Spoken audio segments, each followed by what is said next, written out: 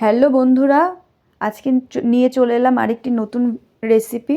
তো দেখো, আজ আমি বানাবো চিকেন বিরিয়ানি। এর জন্য আমি চাল এখানে ভিজিয়ে দিয়েছি, আর এখানে আমি চিকেনটাকে সব মশলা দিয়ে এখন ম্যারিনেট করে নিচ্ছি। এই যে আমার চিকেনটা ম্যারিনেট করা হয়ে গেছে। এখন আমি ভাতটা আগে করে নেব। এর জন্য আমি হাঁড়িতে জলের মধ্যে দেখো এখানে গোটা গরম মশলা দিয়ে দিয়েছি, তেজপাতা আর সামান্য পরিমাণে লবণও দিয়েছি।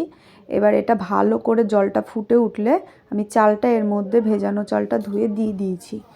এবার ভাতটা আমার করে নিতে হবে, 80% কুক করে নিতে হবে। এরপর আমি ভাতটা এই ঝুড়িটার মধ্যে জল ঝরতে দিয়ে দিলাম, ফেনা ঝরতে। আর এদিকে আমি আলুটা ভেজে নিচ্ছি। আলুটা প্রেসারে আমি সিটি দিয়ে নিয়েছিলাম, আর আলুটা ভেজে নিলাম। আলুটা ভাজার পর ওই তেলের মধ্যেই আমি পেঁয়াজের বেরেস্তাটা করে নিচ্ছি।